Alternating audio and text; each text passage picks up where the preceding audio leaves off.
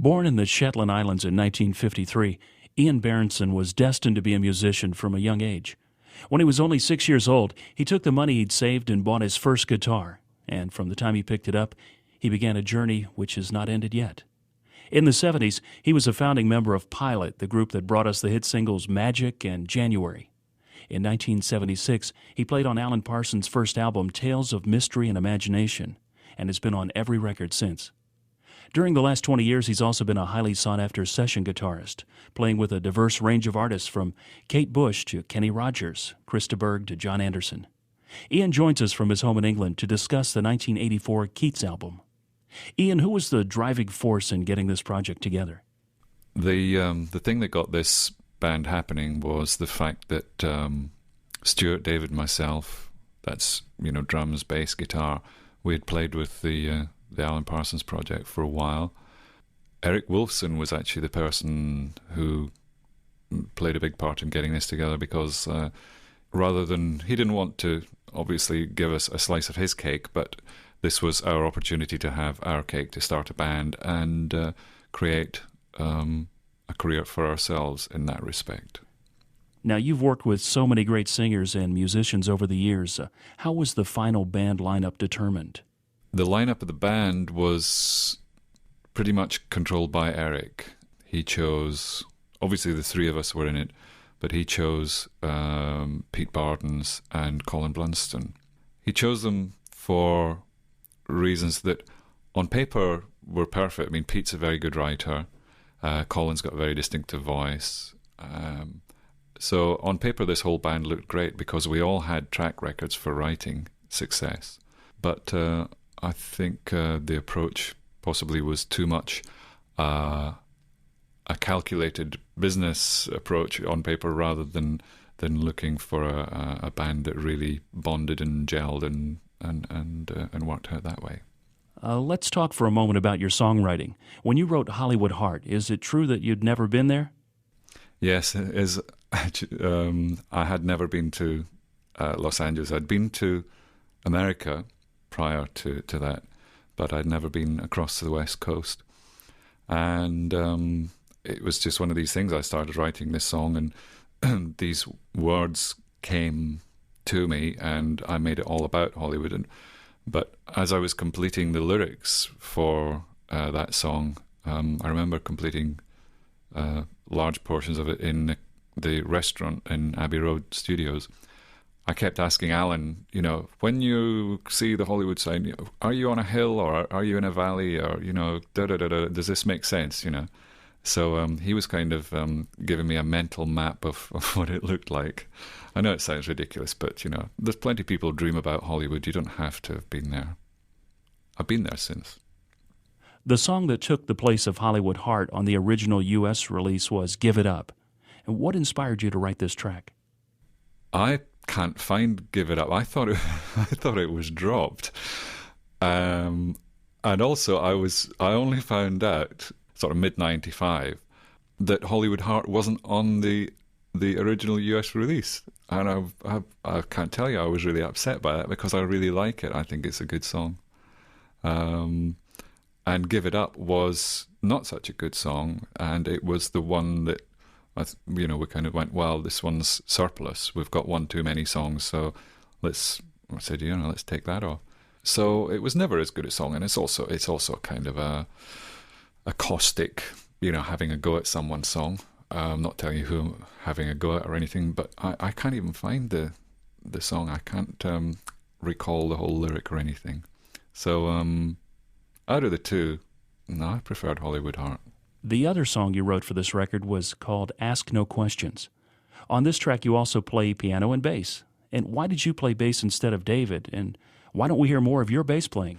Well, you do actually hear some of my bass playing from time to time. For example, on Limelight, an Alan Parsons track, David played bass on that. But after he'd left and gone home, I was in doing guitar solo and bits and pieces like that. And at the very end of the song Limelight, there's that kind of piece where the tempo disappears. It's just before the last line. After all the years of waiting, da-di-da-di-da, that stuff. And Alan said, "Oh, we need something in these gaps." So we hired a fretless bass, and I played the bass licks in between these bits. I've also played bass on many other things. I've played bass on some Pilot records. And the reason you do that is just sometimes it's feel. Each person has an individual feel and an approach to something. And the reason I ended up playing not only bass but piano on that song was it was my song. I'd done a very sort of vibey demo of it, and everyone liked the feel of the demo. And I sort of passionately attacked the piano and got the feel that way. You know, why not really? If it had been an open part, you know, and like, you know, well, we've got this little song, let's expand on it, then it's different. But in this case, it was quite simple. You know, we wanted to reproduce the original demo the way I'd written it, so I just clonked away and twanged away, and that was that. Now, on Walking on Ice, you're credited with playing a BBC Model B computer flight simulator. What's the story behind this? This is a little bit of humour creeping in. I think Alan wrote up the sleeve notes. He might have, yeah, I think he did. Every album, every project, I know I keep going back to the Parsons project albums, but every album had a kind of a theme to it. And you remember, like, what were we into at that time? When we did, for example, when we did A Turn of a Friendly Card, we did that in Paris. And David, Stewart, and myself, we all had cameras, and cameras with different lenses, and we were into, let's take nice shots, good shots, arty-farty shots, and things like that. And we, you know, not with the intention of becoming great photographers, but just you know, shared interests, you know. And the computer thing, that was one, I can't remember which album it was, but there was a stage where Abbey Road number 3 had all the instruments set up, and then it had a corner where I had a BBC B computer set up. Alan had one. I don't know if he brought his in or not. And David had a Commodore set up. And we would write computer programs, and we'd create, you know, little pieces of graphics, play flight simulators or whatever on them in all the downtime. Because obviously when there's a whole band there, you don't work the whole time. And it could be anything going on. If you're not required to play, you've got to amuse yourself. So we amused ourselves. And hence, I probably was spending more time on the computer than I should have. Who came up with the name for the band? And is it true it wasn't inspired by the famous poet? No, it wasn't inspired by John Keats, the famous poet. It was inspired by his brother, Pete. No, I lie. Keats was the name of Eric's favourite restaurant, and he wanted to call it that, call the band that. And whilst it was maybe a slightly pompous name or whatever, it maybe has a little romance to it. It was okay. We went along with that. Lucky in a way that his favourite place wasn't, you know, Fat Bob's Cafe or the Bombay Curry Emporium. Doesn't quite roll off the tongue as well as Keats does it. So there you go. A band called after a restaurant. The restaurant's gone now too. Okay, thanks very much. Enjoy listening to this. I look forward to hearing this on CD. I've only got a scratchy old vinyl copy, which I haven't listened to for a long time. So I look forward to hearing it. Thank you. Alan Parsons began working at Abbey Road Studios in 1967. While he was there, he was assistant engineer on the Beatles' Abbey Road. He engineered Pink Floyd's classic Dark Side of the Moon. And in the 70s, his production credits would include the first 2 albums by Pilot and Al Stewart's Year of the Cat. In 1976, he had released the first of many albums as the Alan Parsons Project. Now as a solo artist, he has 2 albums and a world tour under his belt. And today, he takes a look back at one of his past production projects. Alan, what was your motivation to do the Keats album? I think the main motivation for doing the Keats album probably came from Eric Wolfson, possibly in response to a slight unhappiness on the part of the band members who had always been rather pushed into the background with the Alan Parsons project. It was seen as an opportunity to get their names out front with a band of their own. And it consisted of Stuart Elliott, Ian Bairnson and David Payton, the mainstay of the rhythm section of the Alan Parsons Project Band. And they teamed up with Colin Blunstone and Pete Parsons.